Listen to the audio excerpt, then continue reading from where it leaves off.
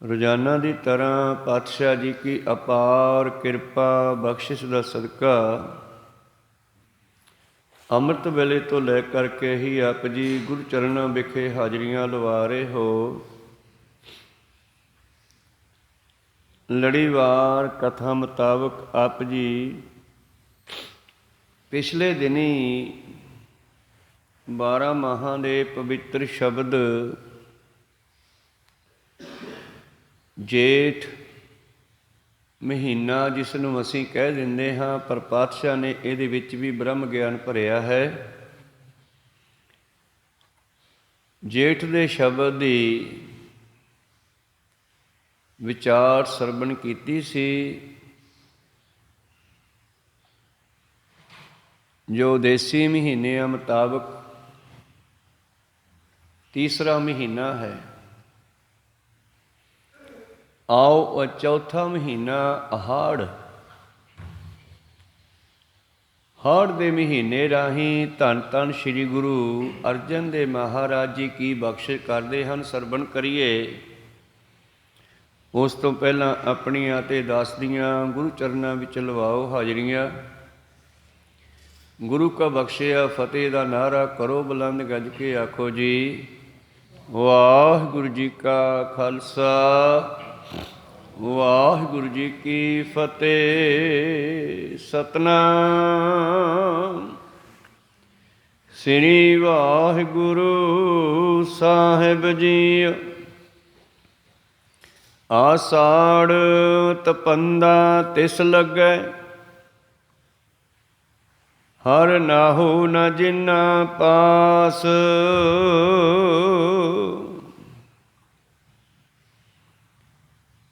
ਜਗ ਜੀਵਨ ਪੁਰਖ ਤਿਆਗ ਕੈ, ਮਾਨਸ ਸੰਧੀ ਆਸ। ਇਹ ਪਵਿੱਤਰ ਸ਼ਬਦ ਧੰਨ ਧੰਨ ਸ੍ਰੀ ਗੁਰੂ ਅਰਜਨ ਦੇਵ ਜੀ ਮਹਾਰਾਜ, ਸ਼ਹੀਦਾਂ ਦੇ ਸਿਰਤਾਜ, ਛਤਰ ਚਬਰ ਤਖਤ ਦੇ ਮਾਲਕ ਆਪ ਪਰਮੇਸ਼ਰ ਗੁਰੂ ਅਰਜਨ ਦੇਵ ਮਹਾਰਾਜ ਜੀ ਨੇ 12 ਮਾਹਾਂ ਦੇ ਵਿੱਚ ਰਚਨਾ ਕੀਤਾ, ਜੋ ਪੁਰਾਤਨ ਸਮਿਆਂ ਮੁਤਾਬਕ ਹਿੰਦੂ ਮਤ ਦੇ ਬ੍ਰਾਹਮਣਾਂ ਨੇ ਸੰਸਾਰ ਦੇ ਵਿੱਚ ਮਹੀਨਾ ਸੁਣਨ ਦੀ ਪਿਰਤ ਪਾਈ ਔਰ ਕੋਸ਼ਿਸ਼ ਕੀਤੀ ਕਿ ਸਿੱਖਾਂ ਨੂੰ ਵੀ ਇਹਦੇ ਵਿੱਚ ਰਲਗੱਡ ਕੀਤਾ ਜਾਵੇ। ਪਰ ਜਦੋਂ ਬਾਬਾ ਬੁੱਢਾ ਜੀ ਨੇ ਬੇਨਤੀ ਕੀਤੀ ਤੇ ਸਤਿਗੁਰੂ ਮਹਾਰਾਜ ਗੁਰੂ ਅਰਜਨ ਦੇਵ ਜੀ ਨੇ 12 ਮਾਹਾਂ ਦੀ ਆਪ ਰਚਨਾ ਕੀਤੀ, ਜਿਸ ਦੇ ਵਿੱਚ ਗੁਰਮਤਿ ਦਾ ਗਿਆਨ ਵੀ ਬਖਸ਼ਿਸ਼ ਕੀਤਾ, ਬ੍ਰਹਮ ਗਿਆਨ ਵੀ ਬਖਸ਼ਿਸ਼ ਕੀਤਾ।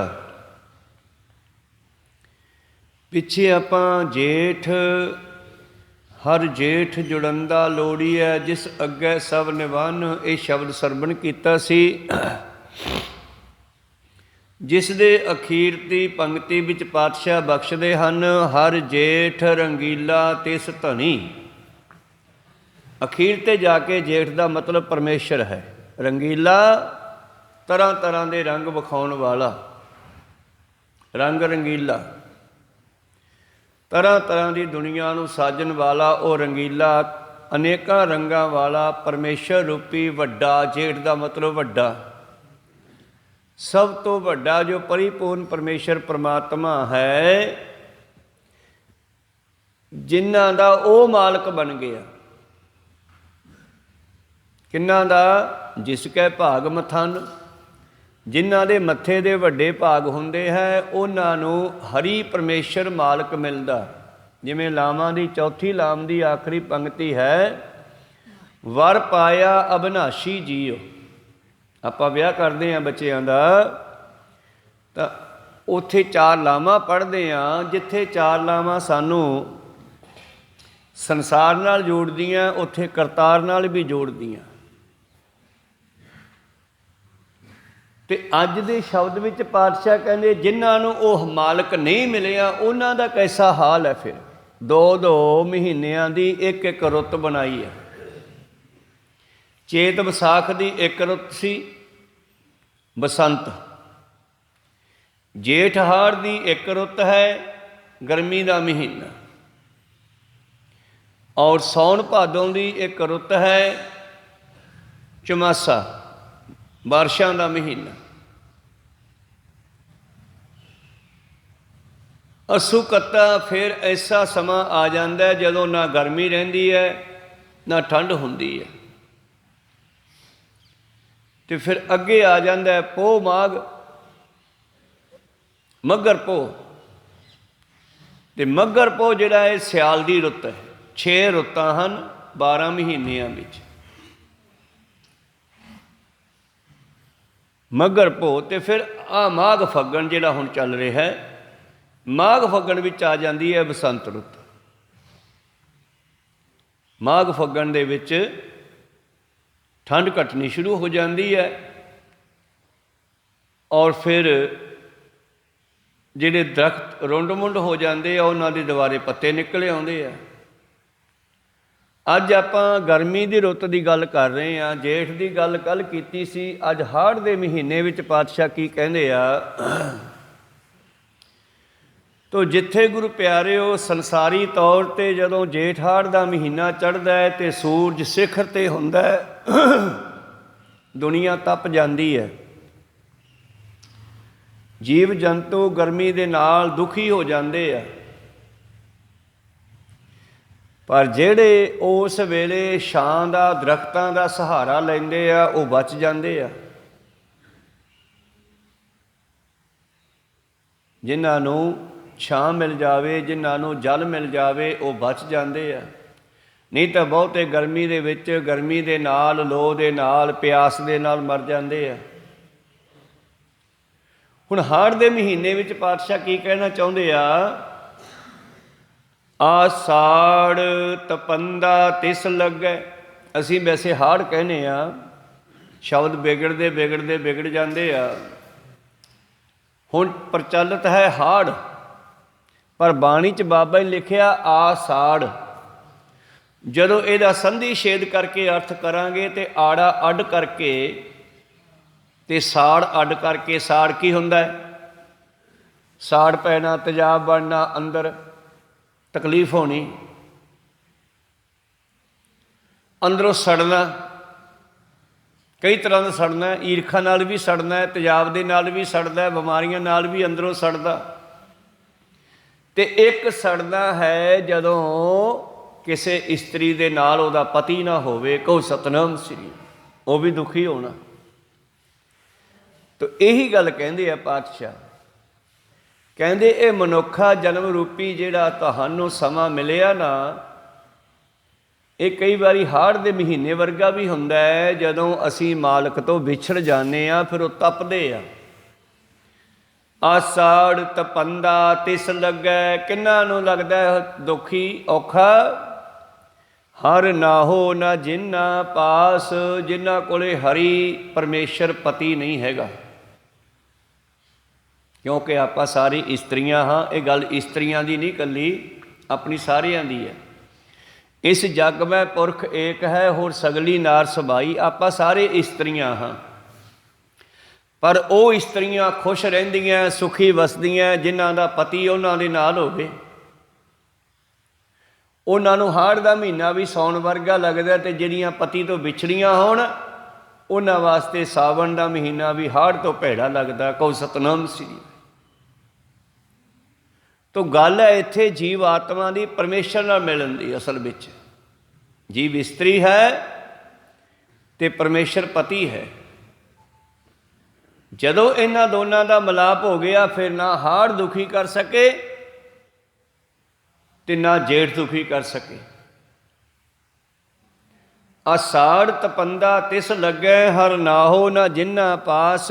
ਜਿਨ੍ਹਾਂ ਦੇ ਕੋਲ ਹਰੀ ਰੂਪੀ ਪਰਮਾਤਮਾ ਪਤੀ ਨਹੀਂ ਹੈ, ਉਹ ਹੀ ਤਪਦੇ ਹਨ, ਦੁਖੀ ਹੁੰਦੇ ਹਨ। ਜਿਨ੍ਹਾਂ ਦੇ ਕੋਲ ਆਪਣੇ ਪਤੀ ਦਾ ਨਾਮ ਨਹੀਂ ਹੈ, ਜਿਹੜੀਆਂ ਆਪਣੇ ਮਾਲਕ ਨੂੰ ਯਾਦ ਨਹੀਂ ਕਰਦੀਆਂ, ਉਹ ਦੁਖੀ ਹੁੰਦੀਆਂ, ਉਹ ਤਪਦੀਆਂ। ਉਹ ਜੀਵ ਇਸਤਰੀਆਂ ਤਪਦੀਆਂ ਹਨ। ਉਹ ਆਸਾ ਦੇ ਸਾੜ ਵਿੱਚ ਸੜਦੇ ਹਨ। ਆਸਾ ਤ੍ਰਿਸ਼ਨਾ ਦੇ ਸਾੜ ਵਿੱਚ।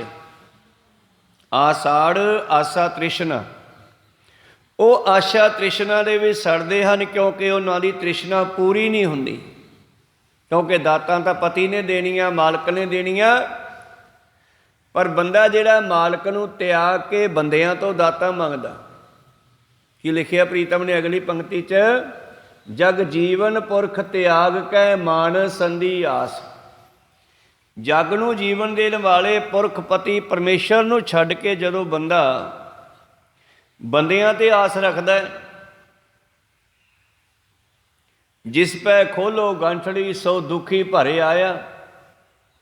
ਜਿਹਦੇ ਕੋਲੇ ਵੀ ਆਪ ਦਾ ਦੁੱਖ ਦੱਸਦਾ, ਉਹ ਅੱਗੋਂ ਆਪਦੀਆਂ ਪੰਡਾਂ ਖੋਲ੍ਹ ਕੇ ਬਹਿ ਜਾਂਦਾ, ਮੈਂ ਤਾਂ ਆਪ ਬੜਾ ਦੁਖੀ ਹਾਂ ਯਾਰ, ਬਸ ਪੁੱਛ ਹੀ ਨਾ, ਮਸਾਂ ਹੀ ਟਾਈਮ ਲੰਘਦਾ ਹੈ ਬਸ।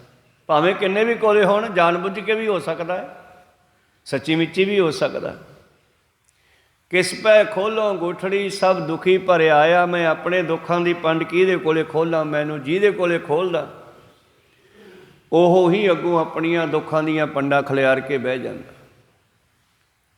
ਤੋ ਇਸ ਕਰਕੇ ਪੰਜਵੇਂ ਪਾਤਸ਼ਾਹ ਕਹਿੰਦੇ ਕਿਉਂ ਨਾ ਉਸ ਮਾਲਕ ਨੂੰ ਆਪਣਾ ਪਤੀ ਪਰਮੇਸ਼ਰ ਬਣਾਈਏ, ਜਿਹੜਾ ਸਾਰੇ ਸੁੱਖ ਦੇਣ ਵਾਲਾ। ਆਸਾੜ ਤਪੰਦਾ ਇਹ ਹਾੜ ਦਾ ਮਹੀਨਾ, ਇਹ ਮਨੁੱਖਾ ਜੀਵਨ ਹੀ ਹਾੜ ਦਾ ਮਹੀਨਾ ਬਣ ਜਾਂਦਾ, ਤਪਦਾ ਹੈ। ਜੈ ਤਨ ਬਾਣੀ ਵਿਸਰ ਜਾਏ, ਜਿਉਂ ਪੱਕਾ ਰੋਗੀ ਬਿਲ ਲਾਏ। ਕਿਉਂ ਤਪਦਾ ਹੈ? ਮਾਲਕ ਦਾ ਨਾਮ ਵਿਸਾਰ ਕੇ, ਮਾਲਕ ਨੂੰ ਭੁਲਾ ਕੇ, ਪਰਮੇਸ਼ਰ ਨੂੰ ਭੁਲਾ ਕੇ ਤਪਦਾ। ਜੈ ਤਨ ਬਾਣੀ ਵਿਸਰ ਜਾਏ, ਜਿਉਂ ਪੱਕਾ ਰੋਗੀ। ਪੱਕਾ ਰੋਗੀ ਜਿਸ ਦਾ ਕੋਈ ਹੱਲ ਹੀ ਨਹੀਂ।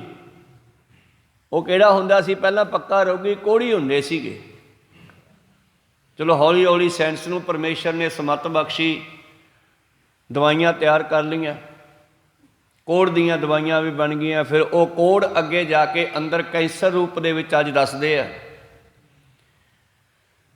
ਤਾਂ ਇਹਨਾਂ ਦੀਆਂ ਪਹਿਲਾਂ ਦਵਾਈਆਂ ਨਹੀਂ ਸੀ ਹੁੰਦੀਆਂ, ਅਤੇ ਜਿਹਨੂੰ ਕੋਹੜ ਹੋ ਜਾਂਦਾ ਸੀਗਾ ਉਹਨੂੰ ਪਰਿਵਾਰ ਘਰੇ ਨਹੀਂ ਸੀ ਰੱਖਦਾ, ਉਹਨੂੰ ਖੇਤਾਂ ਵਿੱਚ ਬਿਠਾਏ ਆਉਂਦੇ ਸੀ। ਅਤੇ ਉੱਥੇ ਹੀ ਉਹਦੇ ਕੋਲੇ ਭਾਂਡੇ ਵੀ ਧਾਤੂ ਦੇ ਨਹੀਂ, ਮਿੱਟੀ ਦੇ ਭਾਂਡੇ ਰੱਖੇ ਆਉਂਦੇ, ਉਹਨਾਂ ਦੇ ਵਿੱਚ ਹੀ ਮਾੜਾ ਮੋਟਾ ਘਚਲ ਕੇ ਧੋ ਕੇ ਰੋਟੀ ਦਾਲ ਪਾਣੀ ਪਾ ਦਿੰਦੀ, ਉਹ ਖਾ ਲੈਂਦਾ ਉੱਥੇ ਬਹਿ ਕੇ। ਕਿਉਂਕਿ ਖਤਰਾ ਸੀ ਉਸ ਤੋਂ ਕਿਤੇ ਸਾਨੂੰ ਵੀ ਲਾਗ ਨਾ ਲੱਗ ਜੇ ਕੋਹੜ ਦੀ। ਅਤੇ ਐਸੇ ਹੀ ਕੋਹੜੀ ਦੇ ਕੋਲ ਧੰਨ ਧੰਨ ਸ਼੍ਰੀ ਗੁਰੂ ਨਾਨਕ ਦੇਵ ਜੀ ਇੱਕ ਦਿਨ ਚਲੇ ਗਏ। ਇੱਕ ਪਿੰਡ ਵਿੱਚ ਰੁਕਣ ਲੱਗੇ, ਪਿੰਡ ਵਾਲੇ ਕਹਿੰਦੇ ਬਾਬਾ ਸਾਡੇ ਪਿੰਡ 'ਚ ਨਾ ਖੜੀ, ਚੱਲ ਗਾਂਹ ਜਾ। ਕੌਣ ਹੈ ਤੂੰ? ਕਿਵੇਂ ਕਰੀਏ ਮਰਦਾਨੇ ਆ, ਪਿੰਡ 'ਚ ਰੁਕਣ ਨਹੀਂ ਦਿੰਦੇ ਤਾਂ ਆਪਾਂ ਨੂੰ। ਚਲੋ ਪਿੰਡੋਂ ਬਾਰ-ਬਾਰ ਚੱਲਦੇ ਆ, ਖੇਤਾਂ ਵੱਲ ਚਲੇ ਗਏ। ਮਰਦਾਨੇ ਉਹ ਝੌਂਪੜੀ ਜੀ ਵੇਖ ਤਾਂ ਭਲਾ ਲੱਗਦਾ ਉੱਥੇ ਕੋਈ ਬੰਦਾ ਹੋਵੇਗਾ, ਵੇਖ ਕੇ ਆ, ਉਹਨੂੰ ਪੁੱਛ ਕੇ ਆ, ਜੇ ਕੋਈ ਹੋਇਆ ਤਾਂ ਬਈ ਤੇਰੇ ਕੋਲ ਰਾਤ ਕੱਟ ਲਈਏ। ਕਹਿੰਦੇ ਮਰਦਾਨਾ ਖੇਤਾਂ ਦੇ ਵਿੱਚ ਵੜਿਆ, ਝੌਂਪੜੀ ਕੋਲ ਗਿਆ, ਅੰਦਰ ਇੱਕ ਬੰਦਾ ਬੈਠਾ ਹੈ, ਬੜਾ ਵਿਆਕੁਲ ਹੈ, ਦੁਖੀ ਹੈ, ਹਾਏ ਹਾਏ ਕਰੀ ਜਾਂਦਾ। ਭਾਈ ਮਰਦਾਨਾ ਜੀ ਕਹਿੰਦੇ ਭਾਈ ਸਾਹਿਬ ਜੀ ਅਸੀਂ ਇੱਥੇ ਰਾਤ ਕੱਟ ਲਈਏ ਤੇਰੇ ਕੋਲੇ? ਕਹਿੰਦਾ ਮੇਰੇ ਕੋਲ ਤਾਂ ਪਸ਼ੂ ਨਹੀਂ ਖੜਦੇ, ਪੰਛੀ ਨਹੀਂ ਖੜਦੇ, ਮੇਰੀਆਂ ਚੀਕਾਂ ਸੁਣ ਕੇ, ਮੇਰੀ ਹਾਏ ਹਾਏ ਸੁਣ ਕੇ ਉੱਡ ਜਾਂਦੇ ਆ, ਭੱਜ ਜਾਂਦੇ ਆ, ਮੈਂ ਤਾਂ ਬੜਾ ਦੁਖੀ ਹਾਂ। ਕਹਿੰਦੇ ਕੋਈ ਗੱਲ ਨਹੀਂ, ਅਸੀਂ ਤਾਂ ਰਾਤ ਹੀ ਕੱਟਣੀ ਆ, ਤੁਹਾਡੀ ਮਰਜ਼ੀ ਆ। ਕਹਿੰਦੇ ਜੀ ਬੰਦਾ ਤਾਂ ਹੈ ਬੜਾ ਦੁਖੀ ਹੈ। ਕਹਿੰਦਾ ਮੈਂ ਤਾਂ ਚੀਕਾਂ ਮਾਰਦਾ, ਦਿਨ ਰਾਤ ਦੁਖੀ ਹੁੰਦਾ, ਹਾਏ ਹਾਏ ਕਰਦਾ, ਇੱਥੇ ਤੁਸੀਂ ਕਿਹੜੀ ਰਾਤ ਕੱਟੋ, ਕਿਹੜੀ ਤੁਹਾਨੂੰ ਨੀਂਦ ਆਉਣੀ ਹੈ? ਬਾਬਾ ਜੀ ਕਹਿੰਦੇ ਆਪਾਂ ਕਿਹੜਾ ਸੌਣਾ, ਉਹਦੇ ਕੋਲੇ ਬਹਿ ਕੇ ਰਾਤ ਕੱਟ ਲਾਂਗੇ। ਅਤੇ ਉਹਦੇ ਕੋਲੇ ਜਾ ਬੈਠੇ, ਹਾਏ ਹਾਏ ਕਰ ਰਹੇ ਆ।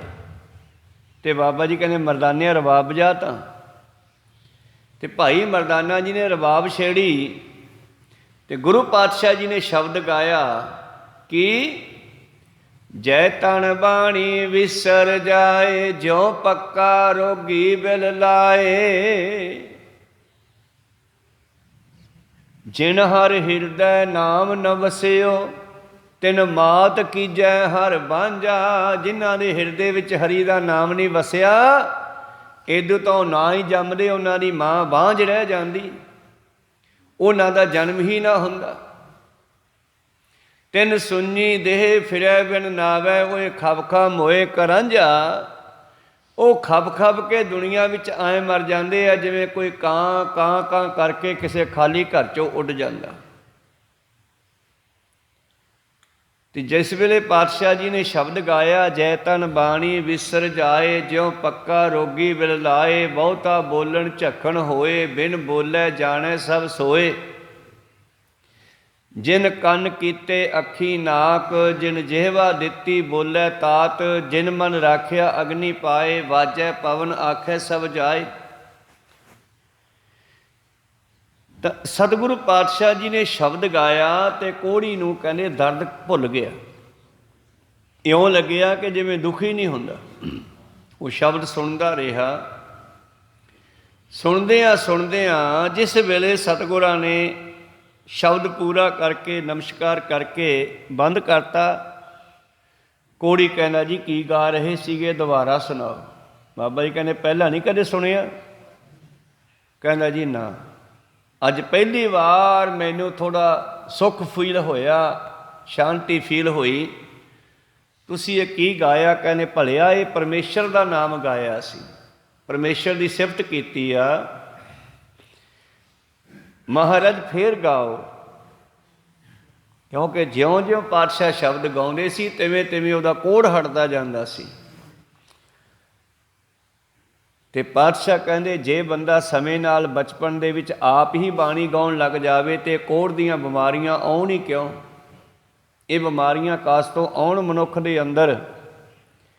ਸਤਿਗੁਰੂ ਪਾਤਸ਼ਾਹ ਜੀ ਕਹਿੰਦੇ ਜੈ ਤਨ ਬਾਣੀ ਵਿਸਰ ਜਾਏ, ਜਿਉਂ ਪੱਕਾ ਰੋਗੀ ਬਿਲ ਲਾਏ। ਉਹ ਰੋਗੀ ਜਿਨ੍ਹਾਂ ਦਾ ਕੋਈ ਇੰਤਜ਼ਾਮ ਇਲਾਜ ਨਹੀਂ, ਉਹਨਾਂ ਦਾ ਇਲਾਜ ਬਾਣੀ ਹੈ। 4 ਦੁੱਖ ਮੰਨੇ ਹੈ ਵੱਡੇ, ਇੱਕ ਦੁੱਖ ਵਿਛੋੜਾ, ਇੱਕ ਦੁੱਖ ਭੂਖ, ਇੱਕ ਦੁੱਖ ਸਖਤ ਵਾਰ ਜਮਦੂਤ, ਇੱਕ ਦੁੱਖ ਰੋਗ ਲੱਗੈ ਤਨ ਧਾਏ, ਵੈਦ ਨਾ ਭੋਲੇ ਦਾਰੂ ਲਾਏ। ਤਾਂ ਇਹ 4 ਤਰ੍ਹਾਂ ਦੇ ਰੋਗ ਹੈ ਜਿਹੜੇ, ਇਹਨਾਂ ਦਾ ਇਲਾਜ ਵੈਦਾਂ ਕੋਲੇ ਡਾਕਟਰਾਂ ਕੋਲੇ ਨਹੀਂ ਹੈਗਾ, ਗੁਰੂ ਕੋਲੇ ਹੈਗਾ। ਤਾਂ ਪ੍ਰੀਤਮ ਜੀ ਕਹਿੰਦੇ ਇਹ ਆਸਾੜ ਤਪੰਦਾ ਤਿਸ ਲੱਗੈ, ਸਿੱਖੋ ਆਹਾੜ ਦਾ ਮਹੀਨਾ ਤਪਦਾ ਹੈ। ਇਹ ਵੀ ਉਹਨਾਂ ਨੂੰ ਦੁੱਖ ਦਿੰਦਾ ਜਿਨ੍ਹਾਂ ਦੇ ਨਾਲ ਮਾਲਕ ਨਹੀਂ ਹੈ। ਭਾਈ ਮਤੀ ਦਾਸ ਆਰੇ ਨਾਲ ਚੀਰਿਆ ਜਾਣ ਲੱਗਿਆ। ਉਹ ਦੁਸ਼ਟ ਕਹਿਣ ਲੱਗੇ ਤੇਰੀ ਆਖਰੀ ਖੁਆਇਸ਼ ਦੱਸ। ਕਹਿੰਦੇ ਮੇਰੇ ਸਾਹਮਣੇ ਗੁਰੂ ਸਾਹਿਬ ਦਾ ਪਿੰਜਰਾ ਲਿਆ ਕੇ ਰੱਖੋ, ਮੇਰਾ ਸਤਿਗੁਰੂ ਮੇਰੇ ਸਾਹਮਣੇ ਹੋਵੇ। ਕਹਿੰਦੇ ਸਤਿਗੁਰੂ ਤੇਗ ਬਹਾਦਰ ਜੀ ਨੂੰ ਵੀ ਜੇਲ੍ਹ ਵਿੱਚੋਂ ਬਾਹਰ ਲਿਆ ਕੇ ਚਾਂਦਨੀ ਚੌਂਕ ਦੇ ਵਿੱਚ ਉਹਨਾਂ ਦਾ ਜੇਲ੍ਹ ਵਾਲਾ ਪਿੰਜਰਾ, ਖਤਰਾ ਸੀ ਕਿ ਕਿਤੇ ਭੱਜ ਨਾ ਜਾਵੇ, ਪਿੰਜਰਾ ਬਣਾਇਆ, ਸਾਹਮਣੇ ਲਿਆ ਕੇ ਸਤਿਗੁਰਾਂ ਨੂੰ ਬਿਠਾ ਦਿੱਤਾ। ਫੇਰ ਚੀਰਨ ਲੱਗੇ। ਕਹਿੰਦਾ ਠਹਿਰੋ। ਕਹਿੰਦੇ ਹੁਣ ਕੀ ਹੋ ਗਿਆ? ਕਹਿੰਦਾ ਹੌਲੀ ਚੀਰੋ। ਕਿਉਂ? ਦਰਦ ਹੁੰਦਾ? ਕਹਿੰਦਾ ਦਰਦ ਨਹੀਂ ਹੁੰਦਾ ਗਾ, ਮੇਰੀ ਜੀਭ ਕੱਟੀ ਜਾਵੇ, ਮੈਂ ਉਸ ਤੋਂ ਪਹਿਲਾਂ ਜਪਜੀ ਸਾਹਿਬ ਦਾ ਪਾਠ ਪੂਰਾ ਕਰਨਾ। ਤੇ ਗੁਰੂ ਤੇਗ ਬਹਾਦਰ ਜੀ ਕਹਿੰਦੇ ਵਾਹ ਵਾਹ ਮਤੀ ਦਾਸ, ਤੂੰ ਫਿਕਰ ਨਾ ਕਰ, ਤੇਰੀ ਇਹ ਆਖਰੀ ਇੱਛਾ ਅਸੀਂ ਪੂਰੀ ਕਰਾਂਗੇ। ਇਹਨਾਂ ਨੂੰ ਆਪ ਦਾ ਕੰਮ ਕਰਨ ਦੇ, ਤੂੰ ਆਪ ਦਾ ਕਰ। ਭਾਈ ਮਤੀ ਦਾਸ ਨੇ ਕਹਿੰਦੇ ਜਪਜੀ ਸਾਹਿਬ ਦਾ ਪਾਠ ਸ਼ੁਰੂ ਕਰਤਾ। ਜਲਾਦਾਂ ਨੇ ਆਰਾ ਚਲਾਉਣਾ ਸ਼ੁਰੂ ਕਰਤਾ। ਸਿਰ ਨੂੰ ਚੀਰ ਕੇ ਆਰਾ ਜੀਭ 'ਤੇ ਪਹੁੰਚਿਆ, ਜੀਭ ਕੱਟੀ ਗਈ। ਸਾਰੇ ਸਰੀਰ ਦੇ 2 ਟੋਟੇ ਹੋ ਗਏ, ਦੋਨਾਂ ਲੱਕੜਾਂ ਨਾਲ ਬੰਨੇ ਹੋਏ, ਬਾਹਾਂ ਤੋਂ ਮੋਢਿਆਂ ਤੋਂ। ਇੱਕ ਪਾਸਾ ਉੱਧਰ ਹੋ ਗਿਆ, ਇੱਕ ਉੱਧਰ ਹੋ ਗਿਆ, ਕੱਟੇ ਗਏ। ਪਰ ਜਪਜੀ ਸਾਹਿਬ ਅਜੇ ਪੂਰਾ ਨਹੀਂ ਸੀ ਹੋਇਆ। ਕਹਿੰਦੇ ਜਿੰਨਾ ਚਿਰ ਜਪਜੀ ਸਾਹਿਬ ਪੂਰਾ ਨਹੀਂ ਹੋਇਆ, ਦੋਨਾਂ ਫਾਕੜਾਂ 'ਚੋਂ ਆਵਾਜ਼ ਆਉਂਦੀ ਰਹੀ ਜਪਜੀ ਸਾਹਿਬ ਦੀ, ਕਹੋ ਸਤਨਾਮ ਸਿੰਘ। ਜਲਾਦ ਵੀ ਹੈਰਾਨ ਹੈ ਵੀ ਜੀਭ ਕੱਟੀ ਗਈ ਹੈ ਪਰ ਬਾਣੀ ਬੰਦ ਨਹੀਂ ਹੋਈ, ਬਾਣੀ ਚੱਲਦੀ ਰਹੀ। ਤੇ ਪਾਤਸ਼ਾਹ ਕਹਿੰਦੇ ਜਿਹੜੀ ਜੀਭ ਤੇ ਬਾਣੀ ਨਹੀਂ ਚੱਲਦੀ ਉਹ ਜੀਭ ਕੱਟੀ ਜਾਵੇ। ਰਸਨਾ ਜਪੈ ਨਾ ਨਾਮ, ਤਿਲ ਤਿਲ ਕਰ ਕੱਟੀਏ। ਨੈਣਨ ਦੇਖੈ ਸਾਧ ਸੇ ਨੈਣ ਬਿਹਾਲਿਆ। ਉਹਨਾਂ ਅੱਖਾਂ ਦਾ ਕੀ ਫਾਇਦਾ ਜਿਹੜੀਆਂ ਗੁਰੂ ਦੇ ਦਰਸ਼ਨ ਨਹੀਂ ਕਰਦੀਆਂ, ਉਹ ਬੇਹਾਲ ਹੋ ਜਾਂਦੀਆਂ। ਨੈਣ ਨਾ ਦੇਖੈ ਸਾਧ ਸੇ ਨੈਣ ਬਿਹਾਲਿਆ, ਕੰਨ ਨਾ ਸੁਣੀ ਨਾਦ ਕੰਨ। ਬਾਣੀ ਦੀ ਗੁਰੂ ਦੀ ਆਵਾਜ਼ ਨਹੀਂ ਸੁਣ ਸਕਦੇ, ਉਹ ਕੰਨ ਬੋਲੇ ਹੋ ਜਾਂਦੇ ਆ। ਕਰਨ ਮੁੰਦ ਘਾਲਿਆ, ਮੋਂਦੇ ਲੱਗ ਜਾਂਦੇ ਆ ਉਹਨਾਂ ਕੰਨਾਂ ਦੇ ਵਿੱਚ, ਲੱਗ ਜਾਣ ਉਹਨਾਂ ਕੰਨਾਂ ਵਿੱਚ ਮੋਂਦੇ ਲੱਗ ਜਾਣ। ਕਰਨ ਸੁਣੀ ਨਾਦ ਕਰਨ ਮੁੰਦ ਘਾਲਿਆ, ਰਸਨਾ ਜਪੇ ਨਾ ਨਾਮ ਤਿਲ ਤਿਲ ਕਰ ਕੱਟੀਐ। ਜੇ ਸਾਡੀ ਜੀਵ ਨਾਮ ਨਹੀਂ ਜਪਦੀ ਤੇ ਇਹਦੇ ਨਿੱਕੇ ਨਿੱਕੇ ਟੋਟੇ ਕਰ ਦਿਓ, ਤੇ ਜਿਹੜਾ ਸਿਰ ਗੁਰੂ ਅੱਗੇ ਝੁਕਦਾ ਨਹੀਂ ਉਸ ਨੂੰ ਚੁੱਲ੍ਹੇ 'ਚ ਲਾ ਦਿਓ।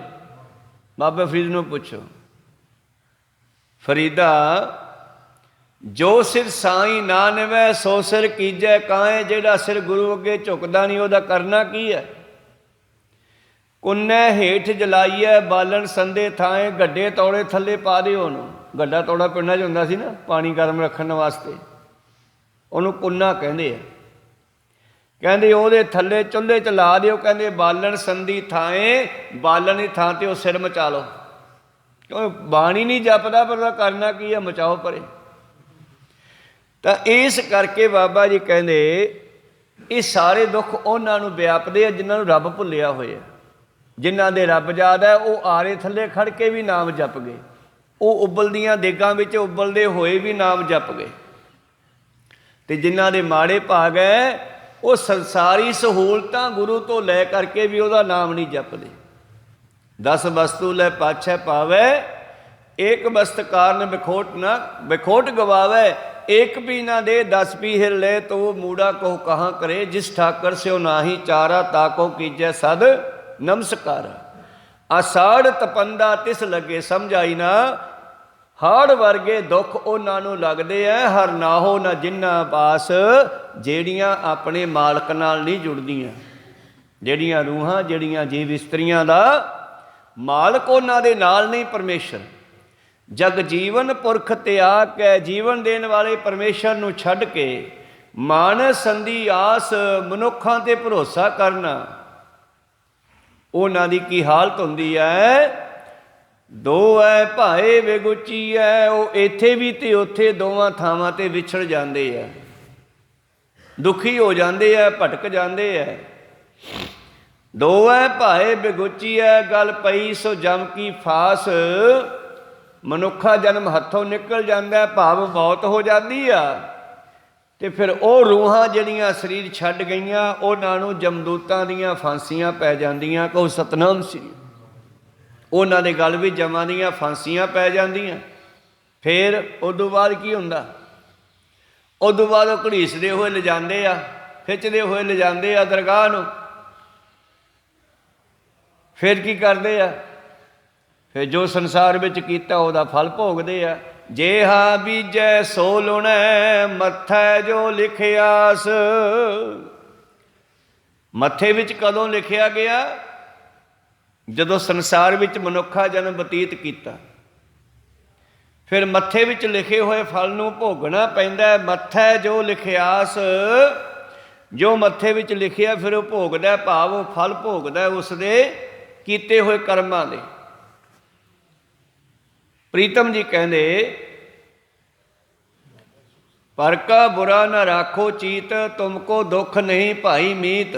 ਕਦੇ ਕਿਸੇ ਦਾ ਬੁਰਾ ਨਾ ਸੋਚੋ, ਤੁਹਾਡਾ ਕਦੇ ਵੀ ਬੁਰਾ ਨਹੀਂ ਹੋ ਸਕਦਾ। ਪ੍ਰੀਤਮ ਜੀ ਬਖਸ਼ਿਸ਼ ਕਰਦੇ ਹਨ, ਜੇਹਾ ਬੀਜੈ ਸੋ ਲੁਣੈ, ਮੱਥੈ ਜੋ ਲਿਖਿਆਸ। ਜੋ ਲਿਖਿਆ ਮੱਥੇ ਦੇ ਵਿੱਚ ਫਿਰ ਉਹ ਭੋਗਣਾ ਪੈਂਦਾ। ਪੁਰਾਣੇ ਧਰਮੀ ਲੋਕਾਂ ਦੇ ਮੁਤਾਬਕ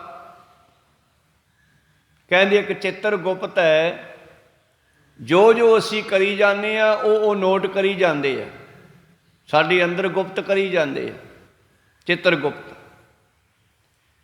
ਤੇ ਅੱਜ ਸਮਝਾਉਣਾ ਬੜਾ ਸੌਖਾ ਹੋ ਗਿਆ। CCTV ਕੈਮਰੇ ਆ ਜਿਹੜੇ, ਬੰਦਾ ਆਉਂਦਾ ਮੈਨੂੰ ਕਿਹੜਾ ਵੇਖਦਾ, ਪੁੱਠੇ ਸਿੱਧੇ ਚੰਗੇ ਮਾੜੇ ਕੰਮ ਜਿੰਨੇ ਵੀ ਕਰਦਾ, ਜੋ ਵੀ ਕਰਦਾ, ਚੰਗੇ ਕਰੇ ਜਾਂ ਮਾੜੇ ਕਰੇ, ਜੈਸੇ ਵੀ ਕੰਮ ਕਰਦਾ ਹੈ। ਗੁਰੂ ਪਿਆਰਿਓ, ਉਹ ਤਸਵੀਰਾਂ ਬਣੀ ਜਾਂਦੀਆਂ। ਕਹੋ ਸਤਨਾਮ। ਤੇ ਜਦੋਂ ਕਿਸੇ ਚੋਰ ਨੂੰ ਮਨਾਉਣਾ ਹੁੰਦਾ ਉਹਦੇ ਸਾਹਮਣੇ ਉਹ ਕੈਮਰਾ ਖੋਲ੍ਹ ਕੇ ਧਾਂਦਾ ਕਿ ਆਹ ਦੇਖ ਆ ਕੀ ਕੀਤਾ। ਇਵੇਂ ਜਿਵੇਂ ਪਰਮੇਸ਼ਰ ਚਿੱਤਰ ਗੁਪਤ ਜਿਹੜਾ ਹੈ ਉਹਦਾ ਫੀਡ ਕੀਤਾ ਹੋਇਆ ਸਮਾਨ ਕੱਢ ਕੇ ਸਾਹਮਣੇ ਧਰ ਦਿੰਦੇ ਆ, ਕਹਿੰਦੇ ਆਹ ਕੀ ਕਰਕੇ ਆਏ ਆ, ਤੈਨੂੰ ਕਰਨ ਕੀ ਭੇਜਿਆ ਸੀ ਤੇ ਕਰਕੇ ਕੀ ਆਇਆ, ਇਸ ਕਰਕੇ ਹੁਣ ਤੈਨੂੰ ਇਹਦਾ ਫਲ ਭੋਗਣਾ ਪੈਣਾ। ਫਿਰ ਉੱਥੇ ਬੰਦਾ ਮੁੱਕਰ ਨਹੀਂ ਸਕਦਾ ਜਦੋਂ ਫੋਟੋ ਖਿੱਚੀ ਗਈ। ਉਹ ਗੁਪਤ ਫੋਟੋ ਹੈ। ਚਿੱਤਰ ਗੁਪਤ ਦਾ ਮਤਲਬ ਗੁਪਤ ਫੋਟੋ, ਜਿਵੇਂ CCTV ਕੈਮਰੇ ਇੱਥੇ ਲੱਗੇ ਆ ਤੇ ਇਹਦੀਆਂ ਗੁਪਤ ਫੋਟੋਆਂ ਦਫ਼ਤਰ 'ਚ ਬਣੀ ਜਾਂਦੀਆਂ। ਇਸੇ ਤਰ੍ਹਾਂ ਧਰਮਰਾਜ ਦੇ ਦਫ਼ਤਰ ਵਿੱਚ ਵੀ ਬਣੀ ਜਾਂਦੀਆਂ। ਕਹੋ ਸਤਨਾਮ ਸੀ। ਜੋ ਕੁਝ ਸਾਇੰਸ ਨੇ ਇੱਥੇ ਤਿਆਰ ਕੀਤਾ ਹੈ ਉਹ ਪਰਮੇਸ਼ਰ ਨੇ ਪਹਿਲਾਂ ਹੀ ਤਿਆਰ ਕੀਤਾ ਹੋਇਆ। ਤਾਂ ਪਾਤਸ਼ਾਹ ਬਾਣੀ 'ਚ ਭਗਤ ਜੀ ਕਹਿੰਦੇ ਆ ਨਾ, ਫਿਰ ਕਹਿੰਦੇ ਕੀ ਜਵਾਬ ਦੇਵੇਂਗਾ। ਦਫ਼ਤਰ ਦੇਈ ਜਬ ਕਾਢ ਹੈ, ਜੋ ਦਫ਼ਤਰ ਦੇ ਵਿੱਚ ਕੱਢ ਕੇ ਸਾਹਮਣੇ ਰੱਖਤਾ ਲੇਖੇ ਜੋਖੇ ਵਾਲਾ ਸਾਰਾ ਕੁਝ, ਫਿਰ ਕਿਵੇਂ ਜਵਾਬ ਦੇਵੇਂਗਾ। ਧਰਮ ਰਾਏ ਜਬ ਲੇਖਾ ਮੰਗੈ, ਜੋ ਧਰਮਰਾਜ ਲੇਖਾ ਮੰਗੂਗਾ ਫਿਰ ਤੂੰ ਕੀ ਜਵਾਬ ਦੇਵੇਂਗਾ। ਤਾਂ ਇਸ ਕਰਕੇ ਇਹ ਮਨੁੱਖ ਜੋ ਕਰਦਾ ਫਿਰ ਇਸ ਨੂੰ ਭੁਗਾਇਆ ਜਾਂਦਾ ਹੈ, ਇਸ ਨੂੰ ਉਹਦਾ ਫਲ ਦਿੱਤਾ ਜਾਂਦਾ। ਰਹਿਣ ਵਿਹਾਣੀ ਪਛਤਾਣੀ, ਤੇ ਇਹ ਜੀਵ ਆਤਮਾ ਜਿਹੜੀ ਹੈ ਸਾਰੀ ਉਮਰ ਚੰਗੇ ਕੰਮ ਨਾ ਕਰਕੇ ਤੇ ਜਦ ਮੌਤ ਹੁੰਦੀ ਹੈ ਫਿਰ ਜੀਵ ਪਛਤਾਉਂਦਾ ਹੈ, ਹੱਥ ਪੈਰ ਮਾਰਦਾ, ਸਰੀਰ ਛੱਡਣ ਨੂੰ ਜੀਅ ਨਹੀਂ ਕਰਦਾ, ਕਿਉਂਕਿ ਜਮਦੂਤ ਖਿੱਚ ਕੇ ਲਿਜਾਂਦੇ ਆ ਸਰੀਰ ਛਡਾ ਕੇ, ਤੇ ਇਹ ਛੱਡਣ ਨੂੰ ਤਿਆਰ ਨਹੀਂ।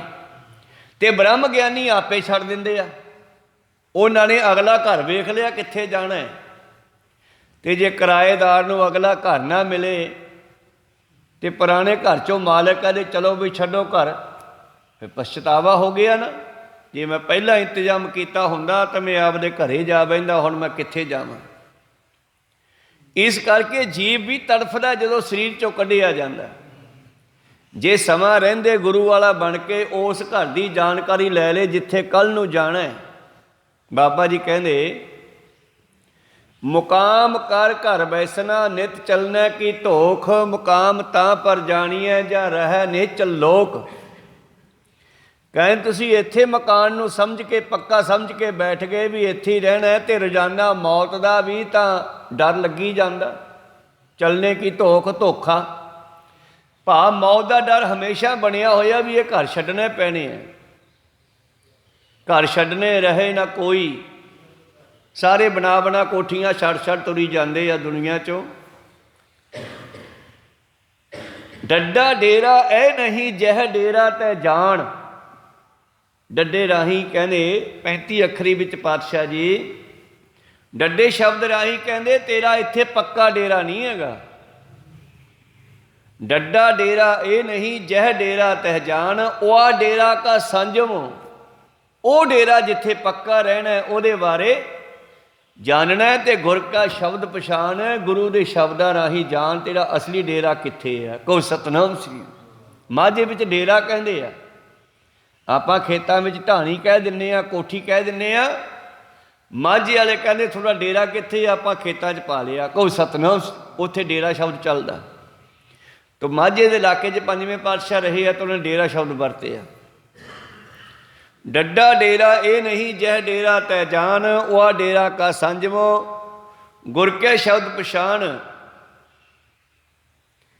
ਉਸ ਡੇਰੇ ਦੇ ਬਾਰੇ ਜਾਣਕਾਰੀ ਗੁਰੂ ਰਾਹੀਂ ਲੈ, ਕੱਲ੍ਹ ਨੂੰ ਸਰੀਰ ਛੱਡਣਾ ਸੌਖਾ ਹੋ ਜੇ। ਪੁਰਾਣਾ ਘਰ ਛੱਡਣਾ ਸੌਖਾ ਹੋ ਜਾਂਦਾ ਜਦੋਂ ਨਵਾਂ ਗਾਂ ਦਿਸਦਾ ਹੋਵੇ, ਤੇ ਜੇ ਗਾਂ ਨਵਾਂ ਨਾ ਦਿਸਦਾ ਹੋਵੇ ਤੇ ਪੁਰਾਣਾ ਛੱਡਣਾ ਔਖਾ ਹੈ। ਜਮਦੂਤ ਖਿੱਚਦੇ ਆ ਸਰੀਰ 'ਚੋਂ, ਇਹ ਛੱਡਣਾ ਚਾਹੁੰਦਾ ਨਹੀਂ। ਪਰ